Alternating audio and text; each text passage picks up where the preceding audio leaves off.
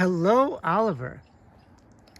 Well, tonight's bedtime story is Harold and the Purple Crayon by Crockett Johnson. That's kind of a funny name, Crockett Johnson. Anyway, today's a beautiful day. It's another gorgeous night in August.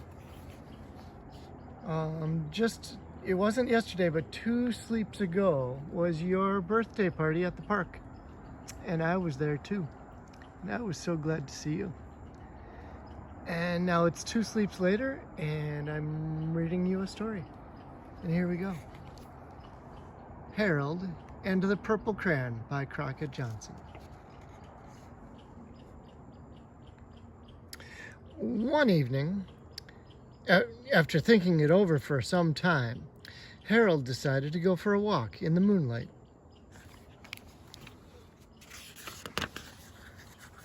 There wasn't any moon, and Harold needed a moon for a walk in the moonlight, and he needed something to walk on. He made a long, straight path so he wouldn't get lost, and he set off on his walk, taking his big purple crayon with him. But he didn't seem to be getting anywhere on the long, straight path. So he left the path for a shortcut across a field, and the moon went with him. The shortcut led right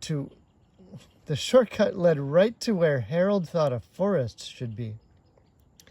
He didn't want to get lost in the woods, so he made a very small forest with just one tree in it. And it turned out to be an apple tree. The apples would be very tasty, Harold thought, when they got red. So he put a frightening dragon under the tree to guard the apples. That's pretty smart. It was a terribly frightening dragon. It even frightened Harold. He backed away. His hand holding the purple crayon shook. And suddenly he realized what was happening. But by then, Harold was over his head in an ocean. He came up thinking fast, and in no time he was climbing aboard a trim little boat. Oh, that was fast. He drew the boat,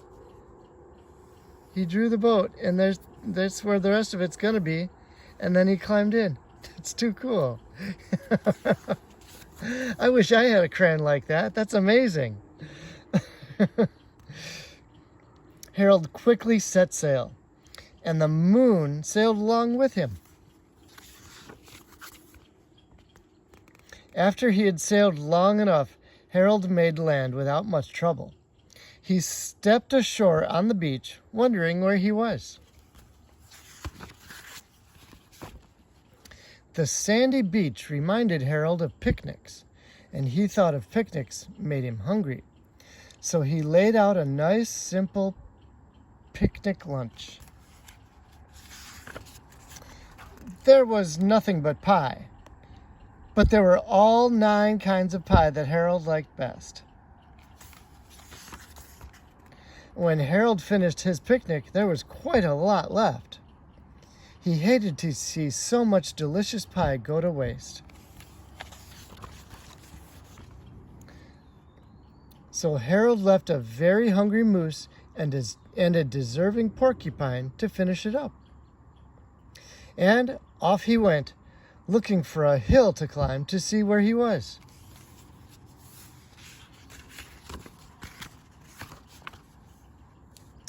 Harold knew that the higher up he went, the farther he could see, so he decided to make the hill into a mountain. If he went high enough, he thought, he could see the window of his bedroom. He was tired, and he felt he ought to be getting to bed. He hoped he could see his bedroom window from the top of the mountain. See, the mountain is even taller than the moon. And he's all the way at the top. But as he looks down the other side, he slipped. And there wasn't any other side of the mountain. He was falling in thin air.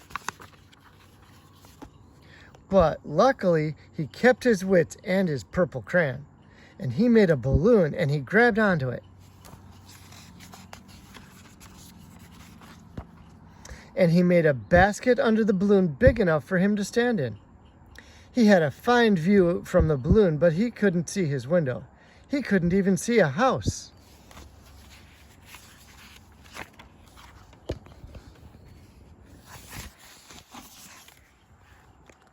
So he made a house with windows, and he landed the balloon on the grass in the front yard.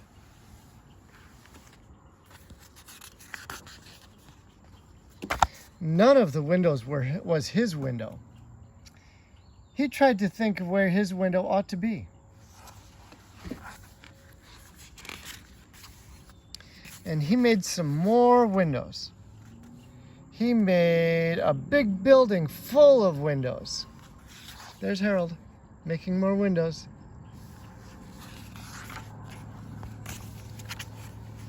He made lots of buildings full of windows, and he made a whole city full of windows.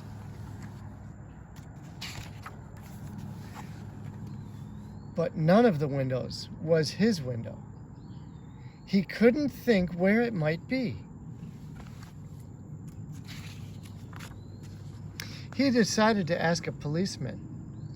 The policeman pointed the way Harold was going anyway, but Harold thanked him.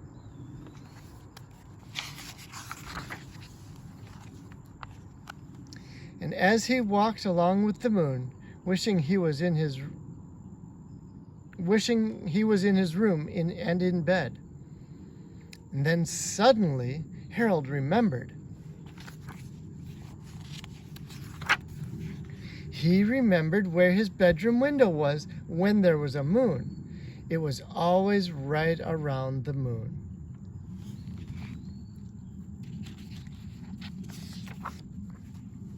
And then Harold made his bed. And he got in it and drew up the covers.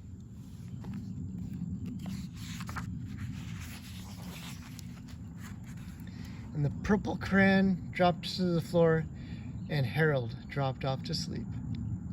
In his bed, in his room, with his window, and the moon, and his purple crayon.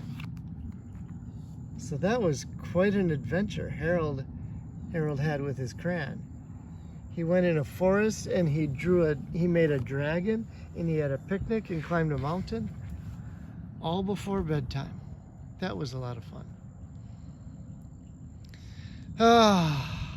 Well, Oliver, I'm sorry that I can't be there with you tonight, but I'm glad I can make these videos for you. And I hope I get to see you again soon. Have a good night. Sleep well. Say hi to your mom. Bye-bye. I love you.